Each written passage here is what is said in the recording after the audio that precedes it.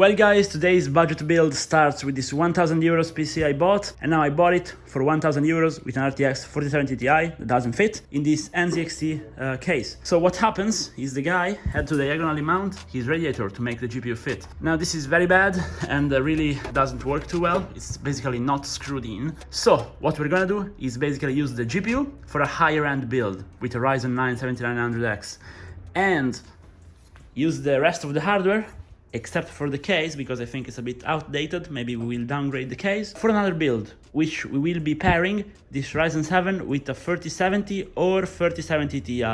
I'm gonna think about it and then we can start building, but I think we can extract some very good value for money out of this. Well, we have successfully dismounted everything, and just look at how good those Trident Z Royales look. Really impressive. So I say it's time to get a new case for this thing. Well guys, here we are today in the new studio. I hope you like it, by the way. Building what's gonna be the best 1080p high refresh rate budget gaming PC you can buy right now. And of course, it's based on the AM4 platform, which is getting cheaper and cheaper. Now, I managed to buy this whole PC without GPU and without the new case for a ridiculously low price, because I bought it together with an RTX 4070 Ti and they gave it to me for 1000 bucks total. So if we have to assign a budget to today's build, it's gonna come in at around the 600 euros standpoint, so insanely cheap. And it features a B550A Strix, Asus ROG Strix, the best B550 out there, paired with a Ryzen 7 5700X 8-core 16-threaded beast, which we're gonna be undervolting as well. Then we have this very high-end MSI MAG A750F power supply, 80 plus gold certified, fully modular. Everything is gonna be cooled by this NZXT X52 240mm water cooled. We have a Founders Edition RTX 3070 Ti, which I picked up for around 300 bucks. Insanely cheap, I know. And as you've probably seen, we have the best RAM on the market for DDR4. Those Trident Z Royale G-Skill memory. I personally love it. And we have a new entry, guys. This big box you see here is a new case, and I'm sure you've never seen it before. It's the Sahara gaming PC. Now, Sahara Gaming is a new brand that actually makes pretty good gaming cases for the budget. Now we're gonna unbox the case and start building. We have pretty much everything already set up. I have repasted the actual CPU. The paste was a total mess, guys. I had to take them off that PC they were in before. The PC itself was a complete mess. The guy pushed the 4070 Ti to make it fit, and it was just very bad. But we have everything set up, just a matter of putting it in the case and building it up. And Sahara was so kind. They also sent us some of their Pirate Turbo case fans. So we're gonna mount these as well. Of course, we're gonna keep the NZXT fans because they perform well. But these look nice, and they all come with a controller and remote control. So I say we get building. Now, something you can just immediately see is just how many expansion slots there are, which is something I really appreciate, because they give you flexibility and the possibility to put more hardware than intended. They also have 2 of those old hard disks slots, which we're actually gonna use because I was requested a 2 terabyte storage in this build. So I say we start to fill it up with fans and with our hardware.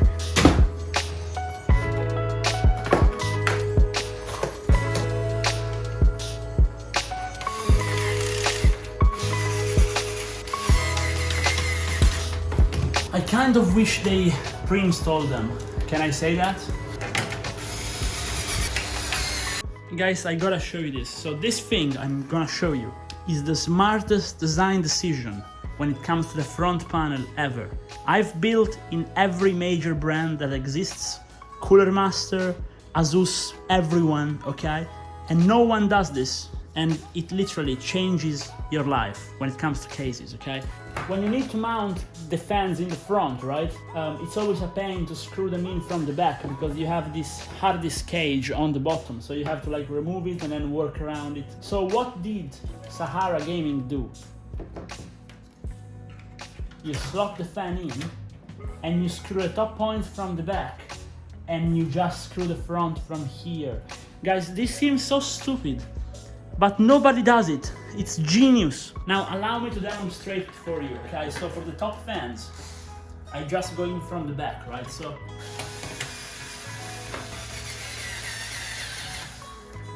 but now, when it comes to the bottom fan, which is the tricky one, right? I just use this one here. So I just grab my screwdriver, and just like that, it's perfectly built.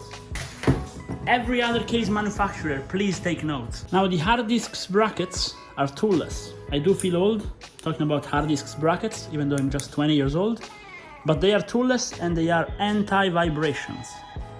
As you can see, they are vibration dampened, which is very good. So even this 2010 drive will be all right. Now they also give you the controller, obviously, for all the fans, which is good.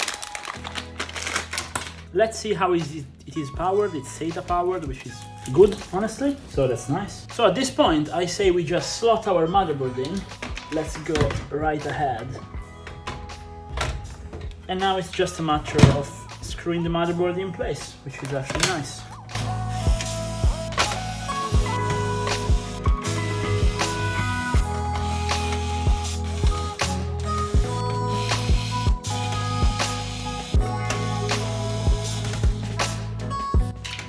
There it is. At this point, it is really just a matter of swapping the actual all-in-one in, but we gotta flip those fans first, so we can do that quickly.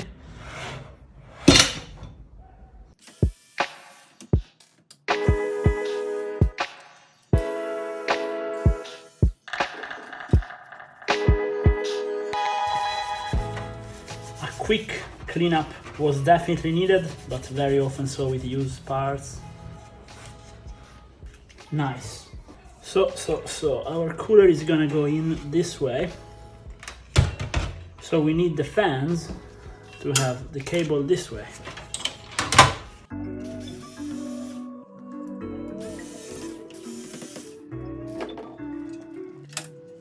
Right there. So this is good. We can then screw it in that way, and we should be at a very good point, so I say we just do it. So at this point, I say we can slot our GPU in, which is gonna be pretty simple. Just click it in place.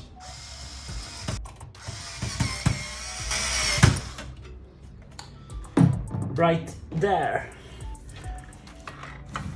Well guys, I say we just put the power supply in, which again is gonna be pretty straightforward.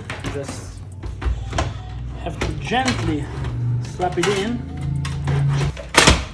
At this point, we will just cable manage it, close it up, and come back.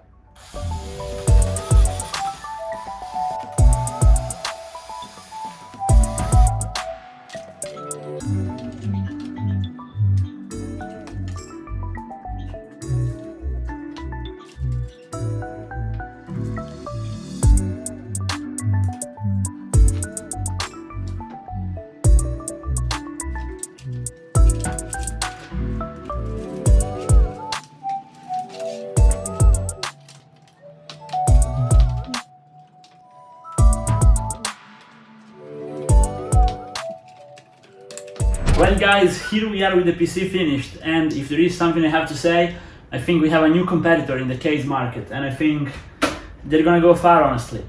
The price is great for this case, for the aesthetic it has. I mean, if you think that, at least here in Italy, for around 100 euros, I think, you can bring home the case with all the fans, and the fan controller with the remote controller as well. I think it's gonna be, I don't want to say mainstream, but like a staple in budget builds around. I think for the mid-range, I think for the high end, obviously. I mean, maybe Sahara have something in mind, but obviously it has some limitations.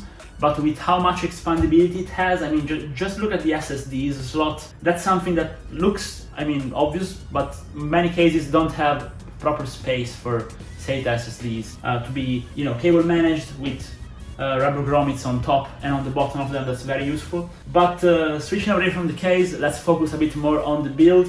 And I have to say, those Trident Z Royale RAM, they look stunning. I mean, honestly, if I still had a DDR4 PC, I just recently did the switch but if I still had it, I would pocket these, and I definitely wouldn't be selling them. They look too nice. Trident Z Royale Silver, guys, great piece of RAM. For the rest, I'm pretty happy about it. I think the NZXT cooler design is really timeless. Now they make the LCD screen one, but I still like the old classic infinity mirror one. I think it looks great. I've had it in my PC for years, same model. For the rest, well, of course, an AM4 5th gen Ryzen 7 obviously performs well, especially paired with an RTX 3070 Ti. Speaking of which, I'd say we focus a bit on the performance, and well, this thing does great. The Cinebench score was actually quite a bit beyond my expectations. This result is, of course, with the system being fully tuned, XMP enabled, CPU has been undervolted, and the GPU has been undervolted as well. Of course, I have tutorials on how to do that for those specific components and for others. Well, Firestrike was not the only score to be very nice. If we look at CPU-Z, performance is great. Single threaded score goes over 600 points, which is extremely good. I remember just a few years back, I had to buy an i7 8700K, delete it, put a copper IHS on top of it like I've done, and then overclock it very much to be able to get over 600 points in single thread. And now we get it with just a simple undervolt on a 240mm all-in-one cooler. It's genuinely insane for the price of this PC. Then we tested a few games, but before we get into the specifics, let's discuss the temperatures and the noise levels. Those fans from Sahara Gaming, they provide decent bit of airflow. If I put my hands in here, it's definitely noticeable.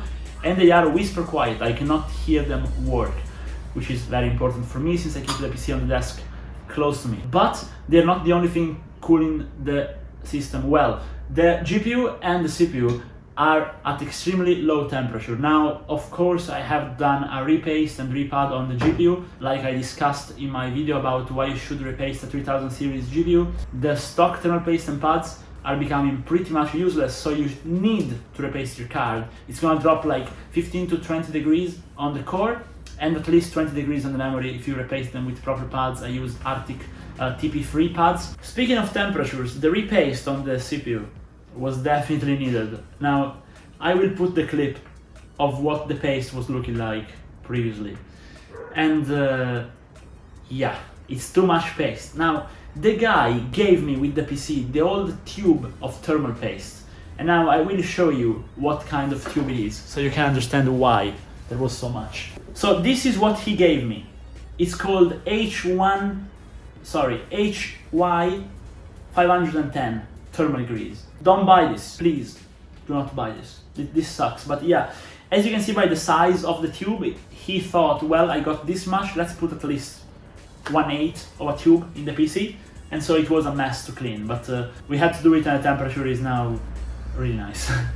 So everything ran cool and quiet, and now we can finally talk about the performance. With a PC of this caliber, you can expect over 200 frames per second at 1080p competitive settings in the esports FPS titles like Apex Legends, like Fortnite, and you can expect to be well over the 144 Hz mark even on Warzone. With the latest updates, even without DLSS, it has become quite a bit lighter actually. I never used DLSS in my testing, by the way. That's fake frames. You might argue with me on that, that's my opinion. But then we tested a few of the newer games as well. I don't know if it's still trending, but Hogwarts Legacy I like to test, and that was going well over 60 FPS with maxed out details. We did very nice in Cyberpunk, doing 60 FPS 1080p high. I used DLSS there, by the way. And then the new Diablo 4 as well was very easy to run. So I'm extremely happy about the results, and I think the aesthetic is definitely there to back it up. So I'm genuinely happy with it, and I think for the price we paid, again, total has been ridiculously low. You can put one together for yourself for under 1,000 euros, by the way, easily, if you just look around and buy the right components. I think it's honestly one of the best PCs I've built in this period, and I'm very happy about it, very happy to try out this new case as well.